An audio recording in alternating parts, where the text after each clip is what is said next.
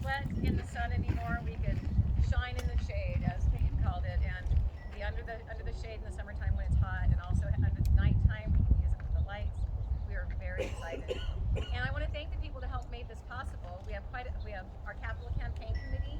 If you were on the capital campaign committee, if you wouldn't mind, please standing so that we can recognize all your hard work.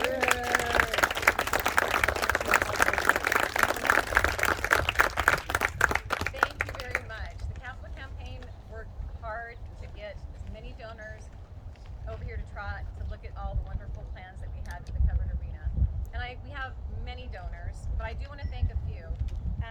I would like to thank the Connie Hillman Family Foundation. They were our first big stepping stone to get on this road to earning the money and gaining the money that we needed for this big endeavor.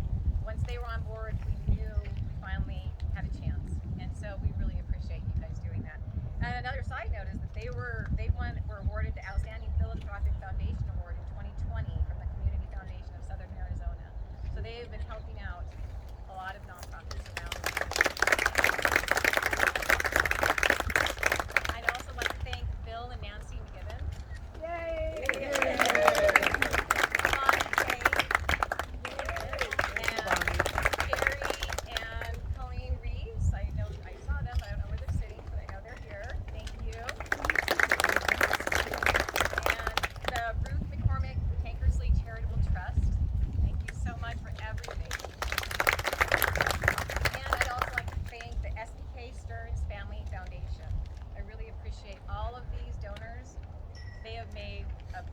Big impact on getting this done. We have so many other donors that have also given money, and they're all on the plaque that we have over here on our monument. So please take the time to go ahead and look at that. The way that we've broken it down is we have the lapis is people who donated up to 1,000. We have the turquoise is up to 2,500. The copper was people who donated up to 5,000. The silver was up to 10,000. The gold was up to 25,000. The platinum were 50,000 donors, and the diamond were up to $100,000, and the legacy was $200,000 or more. So I appreciate if you would take your time afterwards to take a look at all the wonderful donors we've had. I appreciate it. Thank you so much. I'd like to introduce our executive director, Jeff Copper.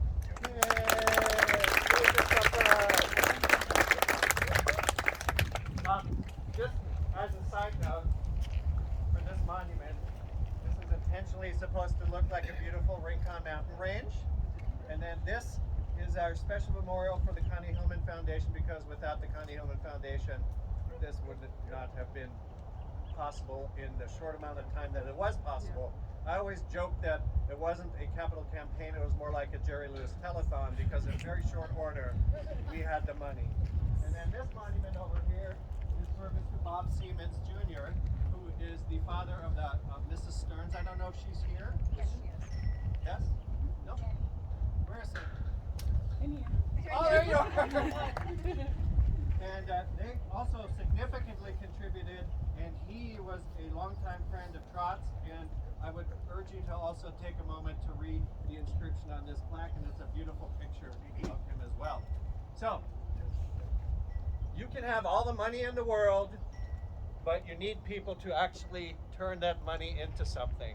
And that's who I'm here to thank, is the boots on the ground, for lack of a better term, the people that actually translated all those funds and all those dreams into a reality. And I don't know if George Holguin, is George here? George is the architect, and it turns out I actually worked with his son, unbeknownst, well, I knew who he was, I didn't know he was George's son, but I worked with him for 20 some years on the sheriff's department before I came here. So I'll have to yell at him for his dad not getting out of the house. But there's a couple of people who I want to individually thank. The first person I want to thank is Rob Skinner. Rob? Yay! Thank you, Rob. Rob Skinner was the project manager for building this arena, which, you know, in a normal construction environment is probably a really pretty cool, lucrative job. But Rob did it for absolutely zero. Rob did this for free. And it was really the best of both worlds, because Lloyd Construction was the general contractor for this, Rob used to work for Lloyd Construction, and the history that Rob has with Trot goes back a long, long time. He is the walking history book of the covered arena, aka Shake Court, aka whatever it was called over the 20 years that this was planned. And Rob was the perfect project manager. He's the kind of person that doesn't come to you and says, hey, this is messed up, what are we gonna do? One, I probably didn't know 90% of the things that went wrong here because he handled them before they were ever brought to my attention.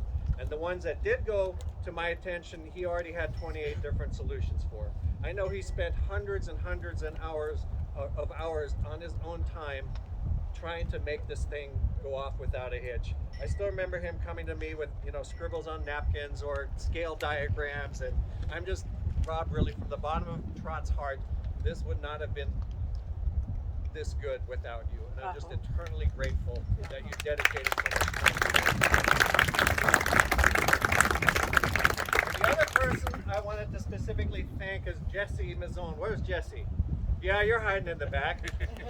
Jesse was the construction superintendent for Lloyd Construction to oversee this project, and the cool part is, we were his first project as construction superintendent. And everybody's like, oh no. But you know what? Those two worked together so well, and Jesse's attention to detail and daily management, I'm telling you, we had the A-team with all the contractors that worked on this arena. We could not have been luckier. And Jesse, I'm eternally grateful for all the things that you did. He would do things that I know are way, Mr. Lloyd, don't listen, way out of the scope of his job description just to make this happen. And really, Rob and Jesse kind of set the tone for, actually, Rob gave a great speech at one of the construction meetings of, you're not just building a building. He explained the why to the people building this. And I think that was infectious to where people actually started to feel like they're part of something. They're not just building a freaking aircraft hangar. They're building something that has purpose, that has meaning, and affects people's lives. So I remember that speech now. And I think that really had an impact on everybody that worked here.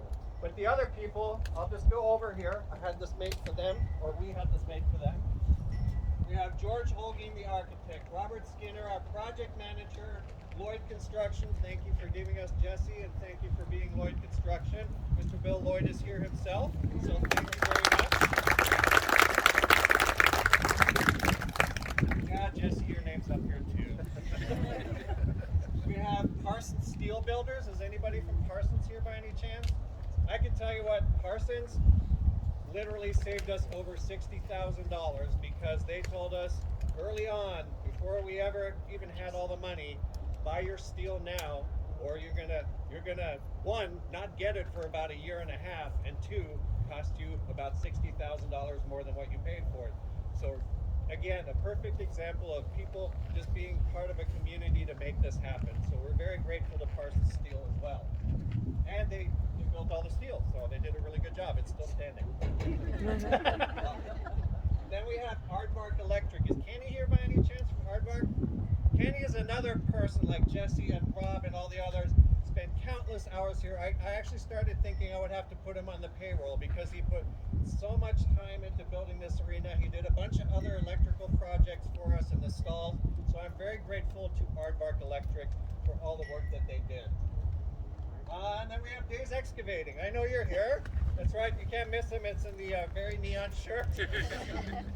Well, they literally did the groundbreaking. Days Excavating are the ones that put the footing in. They're the ones that leveled it. They did all the initial groundwork. So that was amazing. Thank you guys so much for that. We have Hiller and Sons Painting. I don't know if anybody from Hiller is here. We invited all the contractors, but they're not all here.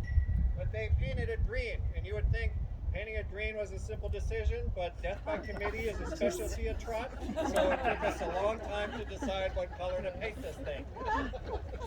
It's only funny because it's true, right? Yeah. Then we have Ortha Metalworks. Ortha Metalworks are the ones who built the actual fencing, and it's not a kit, it's not a Lego kit. They show up with a truck full of steel pipe and they build it from scratch.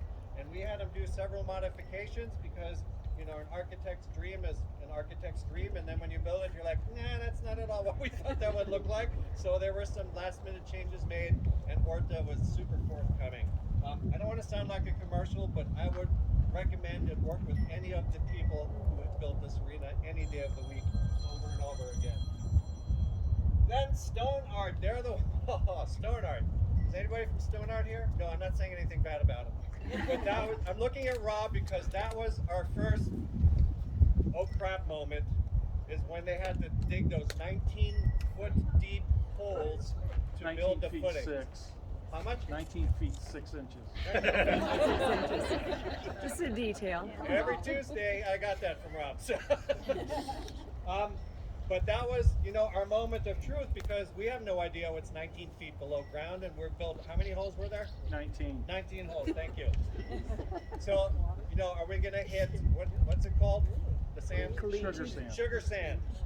You know, that they then have to add, because if it's sugar sand, which is basically playground sand, then the hole gets bigger, and then you have to pour more concrete, and concrete's already expensive and hard to come by, and yeah, sure, we'll have all the concrete you need, yeah. So it was a very scary moment, but after they dug all the holes in one afternoon pretty much? One day. One day and drove off, we're like, I guess we're okay. So that was our first, yes, let's build this thing. Then we have Arizona Sound and Light. During the tour, I'll be happy to show you our sound system. We have a beautiful sound system with a Britney Spears cordless microphone that our instructors can wear. And you can also plug in your iPhone and play music for parties and obviously for lessons as well. They're very soothing. We've used this arena obviously already, so we've had lots of good classroom experience. And last one on there is H&M Professional Services, which sounds very mysterious, but they're basically the ones that put in the sprinkler system. And they also just put in the new sprinkler system in Turnout 6 that was funded completely by the Levy Foundation. We're just so eternally grateful, all of you who physically made it happen and all of you who made it financially happen. You own a piece of this, and it's going to be here for long after all of us are gone. And I can tell you, the faces on the children and the riders, when they get to go in here, it means something to them. So thank you guys so very much. Oh wait, there's more. See, 1995. There's more. Margot's going to yell at me if I forget these. Territorial sign. Well, guess who built that sign? Territorial sign. And talk about death by committee. Designing that. What? But you know what? It turned out awesome. I love it. I also want to thank MNC Communications. I know she's not here right now, but MNC Communications really helped us with the outreach for the fundraising, as well as just all the events. And West Press, who did everything you're reading, comes from West Press.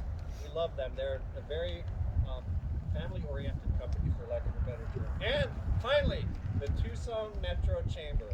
I know there are several representatives of the Tucson Metro Chamber here, and they are actually going to facilitate, that's a new word I made up, and orchestrate the actual ribbon cutting event. So if I could ask the Tucson Metro Chamber to come up and read the proclamation, now it gets official. So. And that's all I have.